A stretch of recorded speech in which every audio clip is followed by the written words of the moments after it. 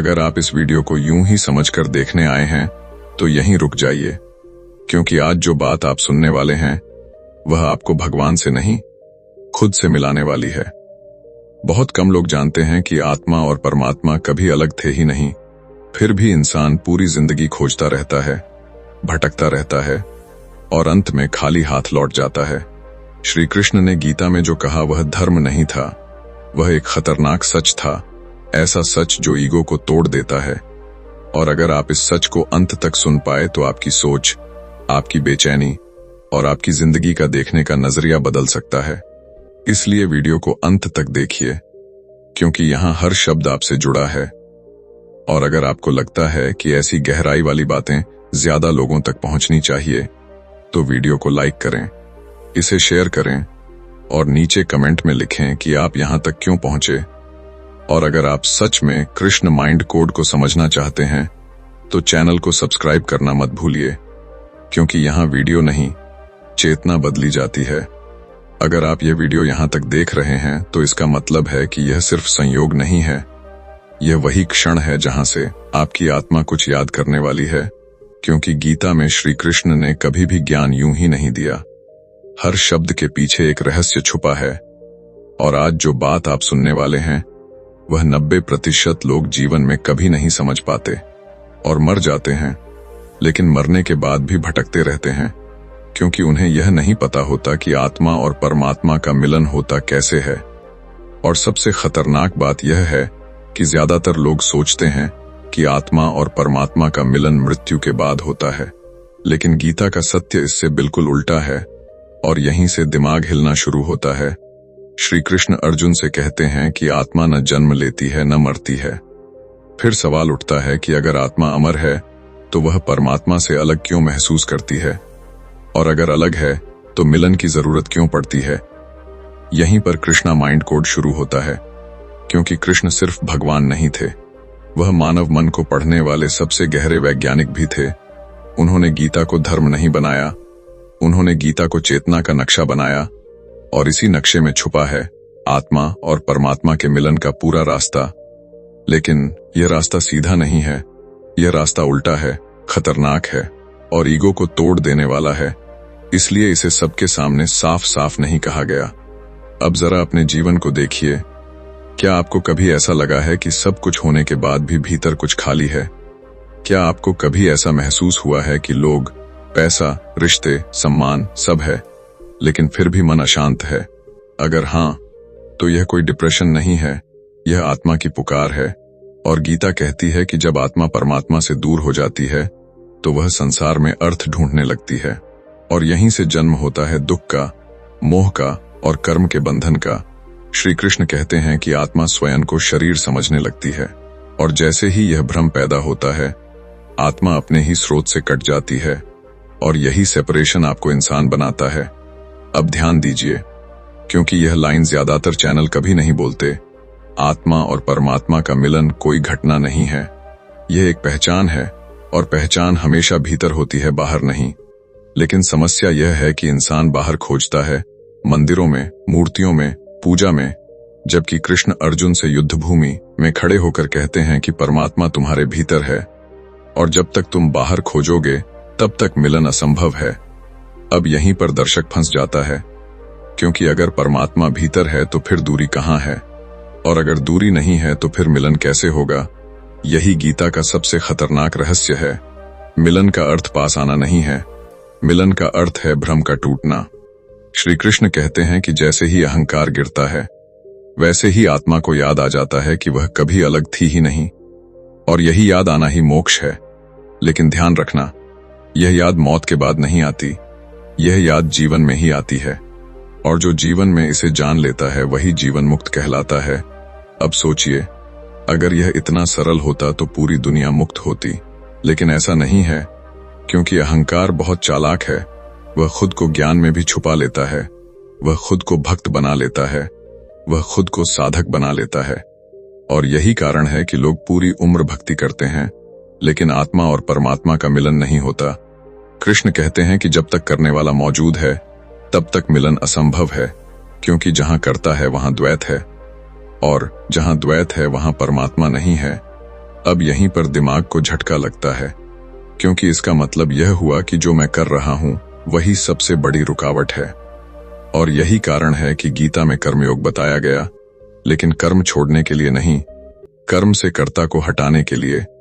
अब यहां वीडियो छोड़ने की गलती मत करना, क्योंकि अगला हिस्सा वही है जहां ज्यादातर लोग डर जाते हैं। अगले भाग में हम जानेंगे कि आत्मा क्यों बार बार जन्म लेती है, परमात्मा पास होकर भी दूर क्यों लगता है, और वह एक कौन सा आंतरिक ताला है जिसे खोलते ही मिलन अपने आप हो जाता है। लेकिन वह ताला खोलने के बाद आप पहले जैसे नहीं रहते, इसलिए तैयार रहना, क्योंकि कृष्ण माइंड कोड सिर्फ ज्ञान नहीं देता, यह पहचान बदल देता है।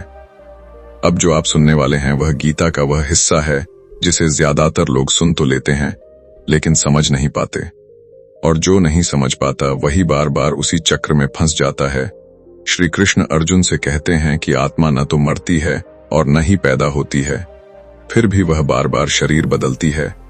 अब सवाल उठता है कि अगर आत्मा मुक्त है तो वह जन्म क्यों लेती है, और अगर परमात्मा हर जगह है तो वह हमें दिखाई क्यों नहीं देता। यहीं पर कृष्ण माइंड कोड का दूसरा दरवाजा खुलता है, और यह दरवाजा डरावना है, क्योंकि यह सीधे इंसान की आदतों पर वार करता है। कृष्ण कहते हैं कि आत्मा को बांधने वाली कोई जंजीर बाहर नहीं है, जंजीर भीतर है, और उस जंजीर का नाम है वासना, इच्छा और अधूरी चाह। अब ध्यान दीजिए, आत्मा शरीर में नहीं फंसी होती, शरीर आत्मा में फंसा होता है। लेकिन जब आत्मा खुद को शरीर मान लेती है तब वह समय के जाल में उलझ जाती है, और समय का जाल ही जन्म और मृत्यु का खेल है।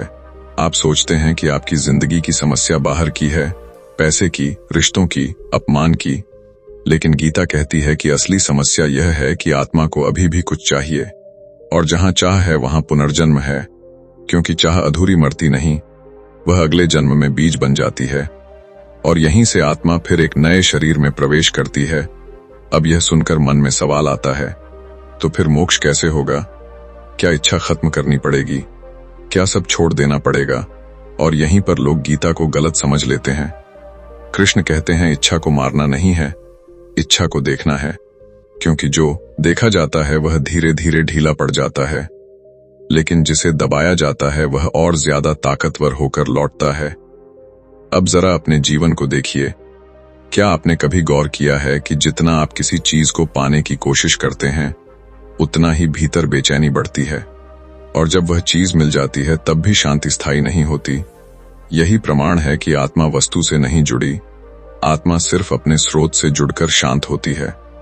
लेकिन समस्या यह है कि परमात्मा बहुत पास है, इतना पास कि वह दिखाई नहीं देता।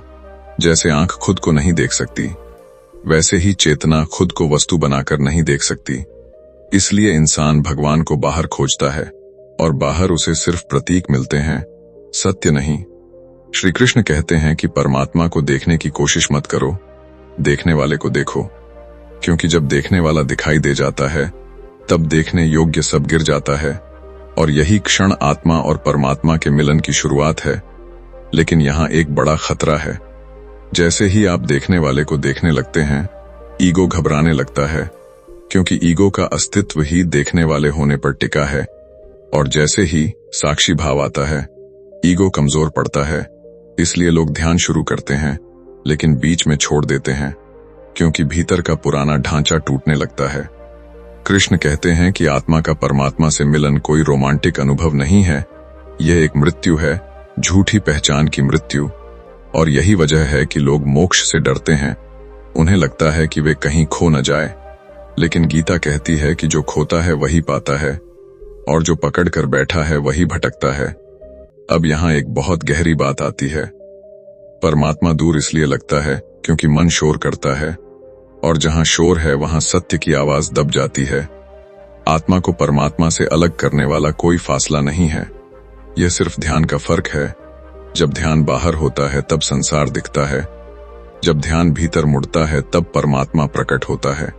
लेकिन यह भीतर मुड़ना आसान नहीं है, क्योंकि भीतर जाने का मतलब है खुद से सामना, अपने डर से, अपने लालच से, अपने झूठ से। और यही वजह है कि ज्यादातर लोग इस रास्ते से भाग जाते हैं। अब अगला हिस्सा और भी ज्यादा खतरनाक है, क्योंकि अगले भाग में हम उस एक गुप्त अवस्था की बात करेंगे जहां कर्म करते हुए भी आत्मा बंधती नहीं, जहां संसार में रहते हुए भी मिलन हो जाता है, और वह अवस्था इतनी शांत होती है कि बाहर से देखने पर कुछ भी बदला हुआ नहीं लगता, लेकिन भीतर पूरी दुनिया गिर चुकी होती है। अगर आप यहां तक टिके हुए हैं तो समझ लीजिए कि यह वीडियो आपको छोड़ने वाला नहीं है। अगले भाग में कृष्ण माइंड कोड का सबसे शक्तिशाली रहस्य खुलेगा, इसलिए खुद को तैयार रखिए, क्योंकि आगे जो आने वाला है वह आपको आपके ही जीवन को नए तरीके से देखने पर मजबूर कर देगा। अब जो आप सुनने वाले हैं वह गीता का वह रहस्य है जिसे समझ लेने के बाद इंसान बाहर से वही रहता है, लेकिन भीतर पूरी तरह बदल जाता है। श्री कृष्ण अर्जुन से कहते हैं कि कर्म से कोई नहीं बच सकता, लेकिन कर्म से बंधन हर कोई नहीं बनाता। अब यहां दिमाग अटकता है, क्योंकि हम बचपन से सुनते आए हैं कि कर्म ही बंधन है, कर्म ही जन्म देते हैं, कर्म ही दुख देते हैं। लेकिन गीता का सत्य इससे उल्टा है। कृष्ण कहते हैं कि कर्म नहीं बांधता, कर्म से जुड़ाव बांधता है। और जुड़ाव कहां से आता है? कर्ता भाव से। जब आप कहते हैं मैंने किया, मुझे चाहिए, मुझे मिलना चाहिए, यहीं से कर्मजाल बन जाता है। अब जरा अपने जीवन को देखिए, आप रोज कितने काम करते हैं? सुबह उठना, भागना, कमाना, बोलना, सहना, लड़ना, जीतना, हारना। लेकिन इन सब के बीच सबसे खतरनाक चीज क्या है? यह भावना कि मैं ही सब कर रहा हूं, और यही भावना आत्मा को परमात्मा से दूर करती है। कृष्ण अर्जुन से कहते हैं कि जब तक तुम खुद को करने वाला मानते हो तब तक तुम बंधे हो, लेकिन जिस क्षण तुम कर्म को प्रकृति पर छोड़ देते हो और स्वयं को साक्षी बना लेते हो, उसी क्षण कर्म जलकर राख हो जाता है। अब यह सुनने में आसान लगता है, लेकिन करने में नहीं, क्योंकि साक्षी बनना मतलब है नियंत्रण छोड़ना, और मन को नियंत्रण पसंद है, ईगो को पकड़ पसंद है।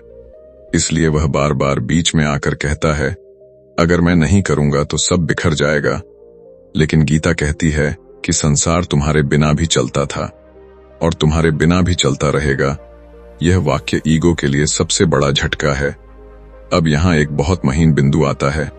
कर्म करते हुए भी अगर भीतर कोई अपेक्षा नहीं है, कोई फल की भूख नहीं है, कोई पहचान बनाने की चाह नहीं है, तो वही कर्म योग बन जाता है, और वही योग आत्मा को शुद्ध करता है। श्री कृष्ण कहते हैं कि फल की चिंता छोड़कर कर्म करना त्याग नहीं है, यह परम बुद्धि है, क्योंकि फल की चिंता ही भविष्य बनाती है, और भविष्य ही पुनर्जन्म का बीज है। अब जरा गौर कीजिए, जब आप पूरी तरह किसी काम में डूब जाते हैं, बिना अपने बारे में सोचे, बिना परिणाम की चिंता किए, उस समय आपका ईगो कहां होता है? वह गायब हो जाता है, और उस क्षण आपको हल्कापन महसूस होता है। वही क्षण आत्मा की झलक है, वही क्षण परमात्मा की उपस्थिति है। लेकिन इंसान उस क्षण को पकड़ना चाहता है, और जैसे ही वह पकड़ता है वह खो जाता है। इसलिए कृष्ण कहते हैं कि मिलन कोई उपलब्धि नहीं है, यह एक सहज अवस्था है। जितना आप कोशिश करते हैं उतना दूर जाते हैं। अब यह बात बहुत कम लोग समझते हैं। परमात्मा को पाने के लिए कोई यात्रा नहीं करनी पड़ती, यात्रा तो ईगो करता है। आत्मा तो पहले से वही है, बस उस पर परतें चढ़ गई हैं, इच्छाओं की, डर की, स्मृतियों की, पहचान की। और गीता का पूरा ज्ञान इन परतों को हटाने की कला है, जोड़ने की नहीं। अब यहां एक और खतरनाक सच आता है। जो लोग कहते हैं कि हमने सब छोड़ दिया, हमने संसार त्याग दिया, अक्सर वही सबसे ज्यादा बंधे होते हैं, क्योंकि उन्होंने त्याग को भी अपनी पहचान बना लिया। कृष्ण कहते हैं कि सच्चा त्याग वह है जो भीतर होता है, बाहर नहीं। बाहर छोड़कर भी भीतर पकड़ बनी रह सकती है, और बाहर रहते हुए भी भीतर पूर्ण स्वतंत्रता हो सकती है। यही जीवन मुक्ति है, जीवित रहते हुए मुक्त होना, बिना भागे, बिना छोड़े, बिना लड़ाई के। अब अगला हिस्सा और भी गहरा है, क्योंकि अगले भाग में हम उस अंतिम भ्रम की बात करेंगे जो साधकों को भी रोक देता है।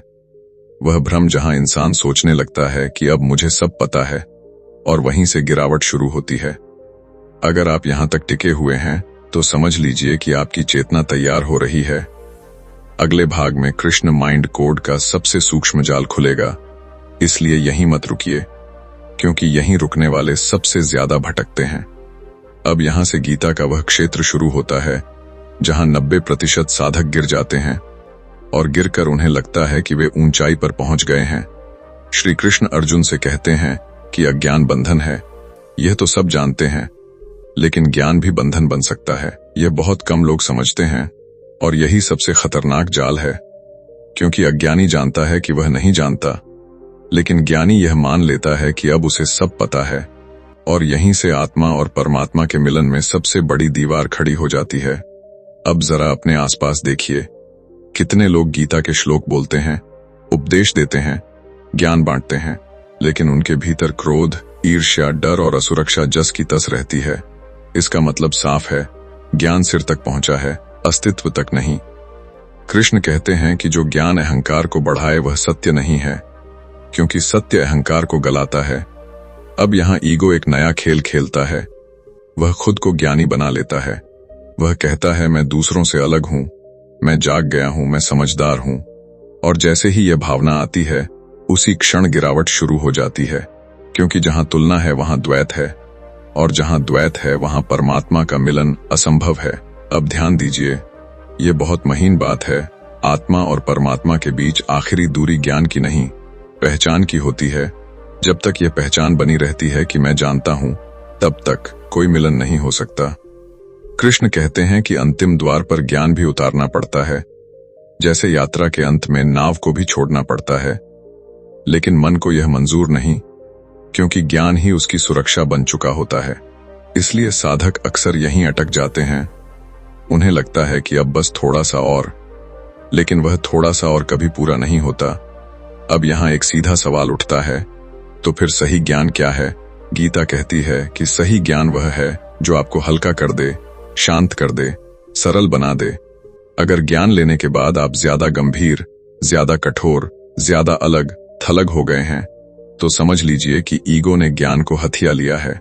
और यही वजह है कि कृष्ण अर्जुन को अंत तक उपदेश नहीं देते, बल्कि उसे कर्म में उतारते हैं, युद्ध भूमि में, क्योंकि सत्य की परीक्षा जीवन में होती है, ध्यान कक्ष में नहीं। अब यहाँ एक और बड़ा रहस्य आता है। आत्मा और परमात्मा का मिलन तब नहीं होता जब आप खोज रहे होते हैं।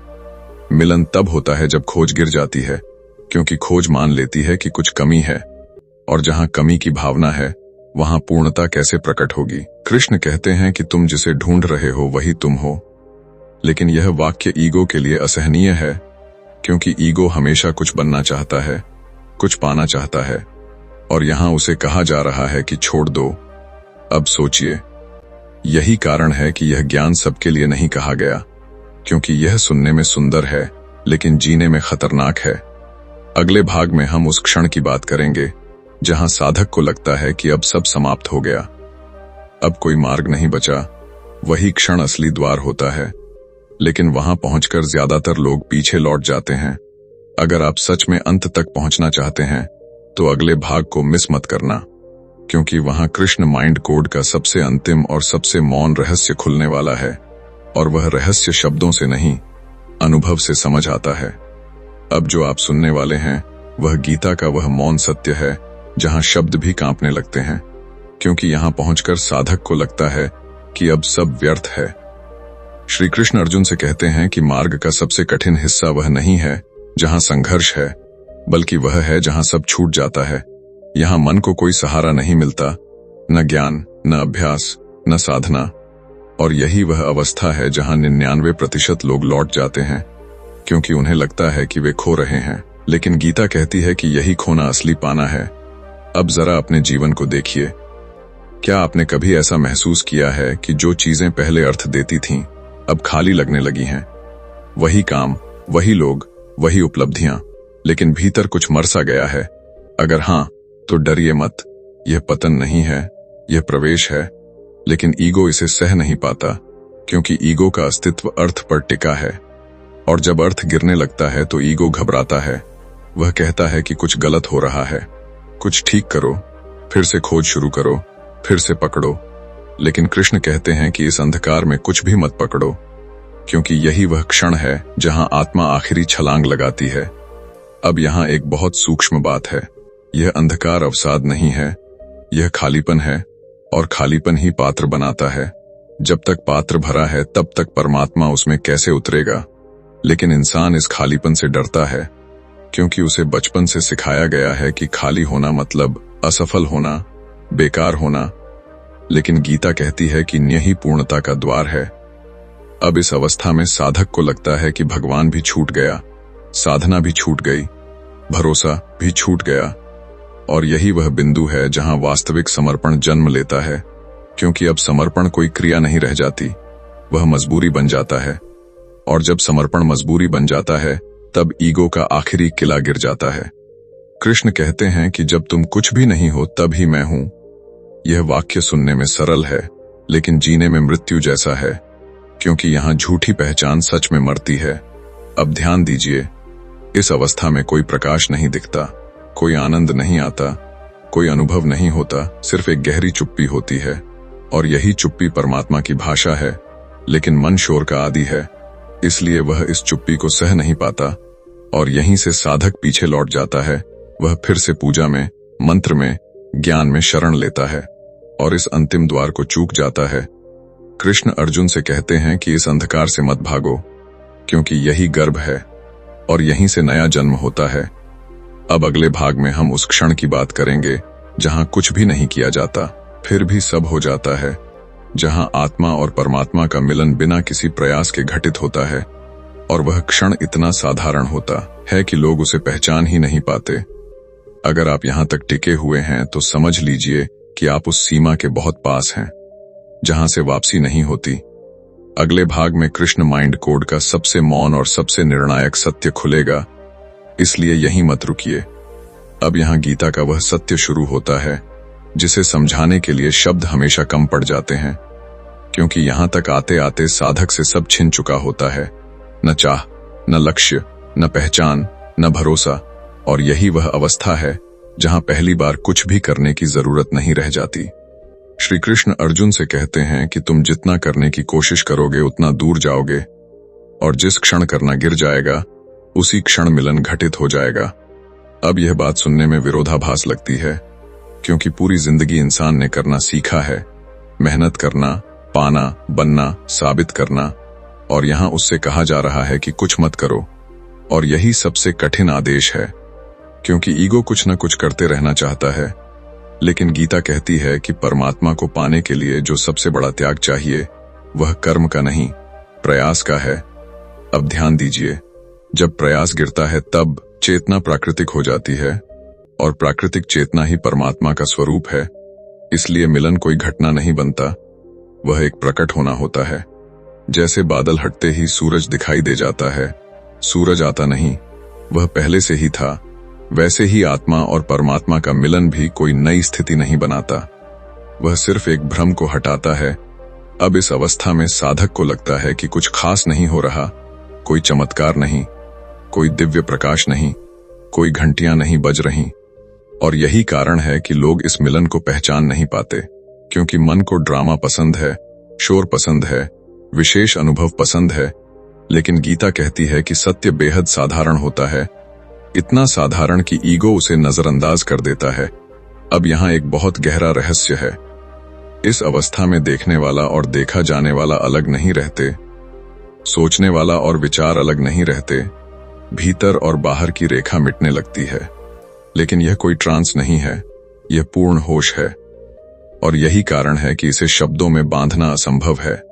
कृष्ण कहते हैं कि जब तुम यह पूछना छोड़ देते हो कि मैं कहां हूं, तब पहली बार तुम वहीं होते हो जहां होना चाहिए। अब जरा अपने जीवन पर लौटिए। क्या आपने कभी ऐसा क्षण महसूस किया है जब आप पूरी तरह सहज थे, बिना किसी वजह के शांत, बिना किसी कारण के संतुष्ट? अगर हां, तो वही झरोखा था, लेकिन आपने उसे पकड़ने की कोशिश की और वह खो गया, क्योंकि यह अवस्था पकड़ी नहीं जाती, यह घटती है। अब यहां ईगो आखिरी चाल चलता है, वह कहता है कि बस अब मैं पहुंचा, और जैसे ही यह विचार आता है, मिलन फिर से ढक जाता है। इसलिए कृष्ण कहते हैं कि अंतिम अवस्था में भी सावधान रहो, क्योंकि सूक्ष्म अहंकार सबसे ज्यादा खतरनाक होता है। अब अगले भाग में हम उस जीवन की बात करेंगे जो इस मिलन के बाद जिया जाता है, क्योंकि मिलन के बाद कहानी खत्म नहीं होती, वहीं से असली परीक्षा शुरू होती है। अगर आप सच में जानना चाहते हैं कि आत्मा और परमात्मा का मिलन होने के बाद इंसान कैसे जीता है, कैसे बोलता है, कैसे कर्म करता है, और कैसे संसार में रहते हुए भी संसार से मुक्त रहता है, तो अगले भाग को मिस मत करना, क्योंकि वहां कृष्ण माइंड कोड जीवन के धरातल पर उतरने वाला है। अब यहाँ एक बहुत बड़ा भ्रम टूटने वाला है। ज्यादातर लोग सोचते हैं कि आत्मा और परमात्मा के मिलन के बाद इंसान अलग दिखने लगता है, शांत चेहरा, अलग चाल, अलग भाषा। लेकिन गीता का सत्य इससे उल्टा है। श्री कृष्ण अर्जुन से कहते हैं कि जो सच में मिलन को जान लेता है वह बाहर से बिल्कुल साधारण हो जाता है, क्योंकि अब दिखाने के लिए कुछ बचता ही नहीं। अब जीवन किसी लक्ष्य की दौड़ नहीं रह जाता, वह एक सहज प्रवाह बन जाता है। ऐसा मनुष्य काम करता है, बोलता है, हंसता है, कभी क्रोध भी आता है, लेकिन भीतर कोई गांठ नहीं बनती, क्योंकि अब करने वाला अलग नहीं बचा। कर्म होते हैं लेकिन कर्ता गायब है। अब इसे बहुत ध्यान से समझिए। मिलन के बाद इंसान भागता नहीं, लेकिन सुस्त भी नहीं होता। वह योजना बनाता है लेकिन चिंता नहीं करता। वह रिश्तों में रहता है लेकिन पकड़ता नहीं, क्योंकि अब उसका केंद्र बदल चुका होता है। पहले केंद्र मन था, अब केंद्र साक्षी है। और यही सबसे बड़ा बदलाव है। बाहर से कोई फर्क दिखाई नहीं देता, लेकिन भीतर पूरा ब्रह्मांड शांत हो चुका होता है। कृष्ण कहते हैं कि ऐसा मनुष्य सफलता में भी वही रहता है और असफलता में भी वही रहता है, क्योंकि उसकी पहचान परिणाम से नहीं जुड़ी होती। अब जरा अपने जीवन को देखिए, आपकी शांति किस पर निर्भर है? लोगों की राय पर, पैसे पर, सम्मान पर, रिश्तों पर, और यही निर्भरता दुख की जड़ है। लेकिन मिलन के बाद शांति निर्भर नहीं रहती, वह स्वभाव बन जाती है। अब यहाँ एक और बड़ा रहस्य आता है। ऐसा मनुष्य किसी को प्रभावित नहीं करना चाहता, और यही वजह है कि लोग उससे प्रभावित हो जाते हैं, क्योंकि जहां कोई एजेंडर नहीं होता वहां एक अजीब सी गहराई होती है।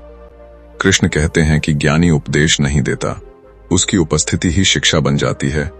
लेकिन यह बात ईगो को पसंद नहीं, क्योंकि ईगो को मंच चाहिए, पहचान चाहिए, प्रशंसा चाहिए। इसलिए बहुत कम लोग इस अवस्था तक टिक पाते हैं। अब ध्यान दीजिए, मिलन के बाद भी संसार चलता है, समस्याएं आती हैं, शरीर बीमार पड़ता है, लोग धोखा देते हैं, लेकिन फर्क यह होता है कि अब भीतर कोई प्रतिरोध नहीं रहता। जो होता है वह देखा जाता है, झेला जाता है, लेकिन पकड़ा नहीं जाता। और यही पकड़ का गिरना असली स्वतंत्रता है। अब यहाँ एक बहुत महीन बात है। ऐसा मनुष्य किसी विशेष नैतिकता का दिखावा नहीं करता, लेकिन उसके कर्म स्वाभाविक रूप से करुणामय हो जाते हैं, क्योंकि जब अलगाव गिर जाता है तब दूसरे का दुख अपना ही लगता है। और यही करुणा गीता की आत्मा है। अब अगले भाग में हम उस अंतिम फंदे की बात करेंगे, जहां संसार इस मुक्त मनुष्य को फिर से बांधने की कोशिश करता है, सम्मान देकर, प्रसिद्ध देकर, गुरु बनाकर, और वहीं से कई लोग फिर गिर जाते हैं। अगर आप सच में अंत तक जाना चाहते हैं तो अगले भाग को जरूर देखिए, क्योंकि वहां कृष्ण माइंड कोड का सबसे व्यावहारिक और सबसे खतरनाक मोड़ आने वाला है।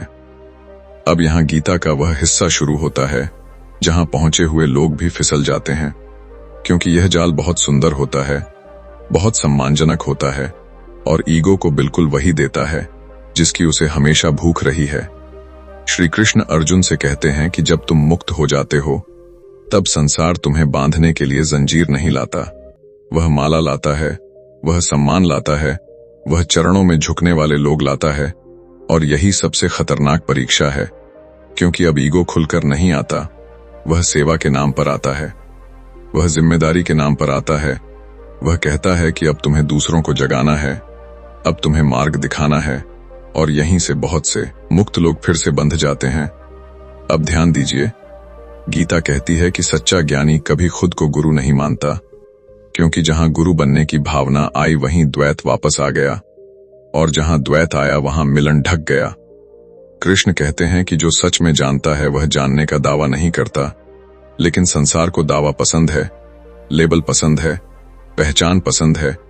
इसलिए वह ऐसे मनुष्य पर गुरु का टैग चिपकाना चाहता है।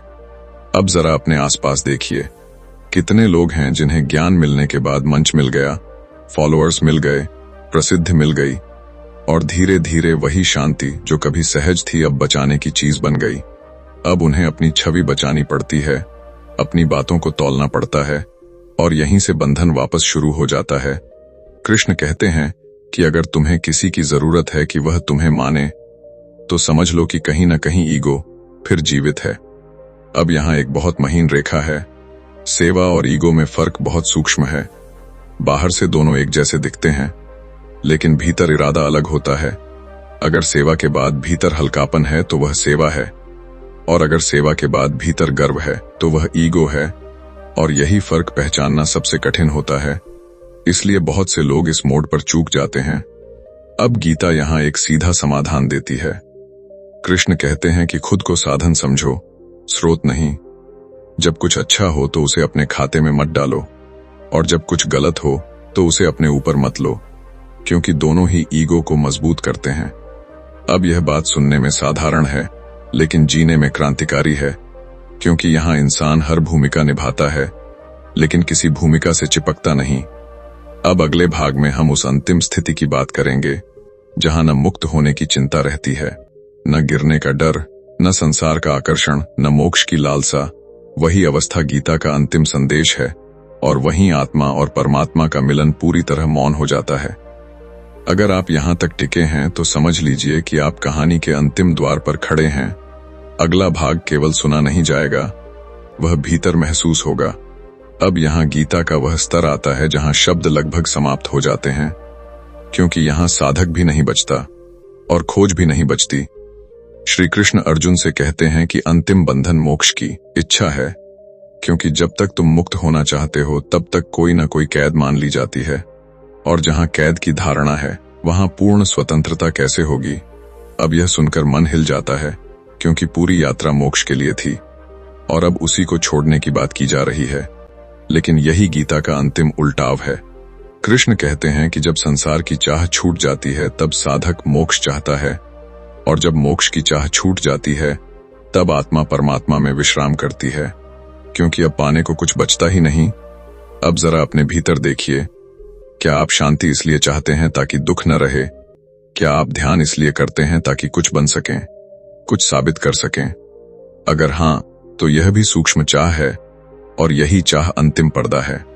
अब इस अवस्था में इंसान किसी विशेष अनुभव का इंतजार नहीं करता। कोई प्रकाश नहीं, कोई आनंद नहीं, कोई समाधि नहीं, क्योंकि इंतजार भी भविष्य है, और जहां भविष्य है वहां अभी नहीं है। कृष्ण कहते हैं कि जो अभी में ठहर गया वही मुक्त है, बिना किसी घोषणा के, बिना किसी प्रमाण के, बिना किसी पहचान के।